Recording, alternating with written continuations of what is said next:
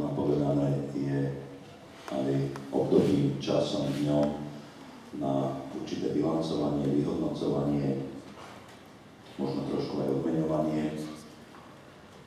A práve toto je aj tá dnešná príležitosť. My sme sa tu zišli na to, aby sme aj z pozície mesta, z pozície mojej, z pozície primátora mesta ocenili a verejne poďakovali sa vám za vaše vynikajúce študijné výsledky, ale aj výsledky, ktoré ste dosahovali v rôznych súťažiach, olympiádach. Samozrejme, toto poďakovanie by malo ísť a ide nielen ku vám, žiakom, študentom, ale samozrejme aj k vašim pedagógom, k vašim rodičom, bez ktorých vedenia a prístupu a podpory by ste určite nedosiahli také výsledky, ako už väčšina z vás pravidelne dosahuje. Takéto veľmi dobré výsledky, a nielen školské, ale aj v mimoškolskej činnosti je jednak pre vás veľmi dobré východisko do budúcnosti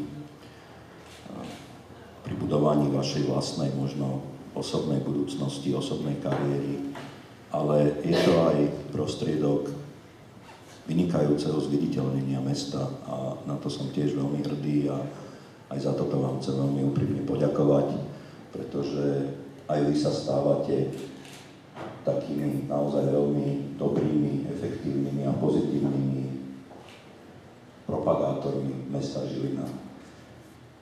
Takže dovolte, aby som vám ešte raz veľmi úprimne poďakoval za to, čo ste dosahovali v minulosti. Pevne verím, že nezostanete stáť, ale že naozaj práve to, čo ste sa doteraz naučili, vám vytvorilo predpoklady na to, aby ste mohli v takomto duchu, pozitívnom duchu pokračovať aj ďalej.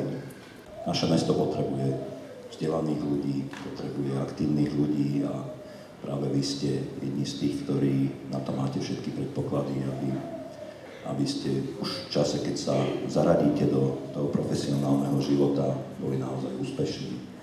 A k tomuto vám veľmi úprimne držím palce a ešte raz veľmi úprimne ďakujem.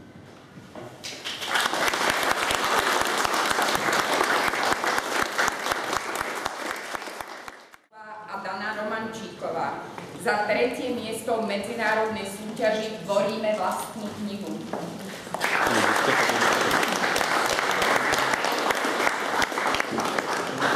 Malckej školy Ferka Špányho za úspešnú reprezentáciu školy, mesta i Slovenskej republiky v hre na klavír mimoriadne nadanie. Za úspešnú reprezentáciu školy v literárnych súťažiach.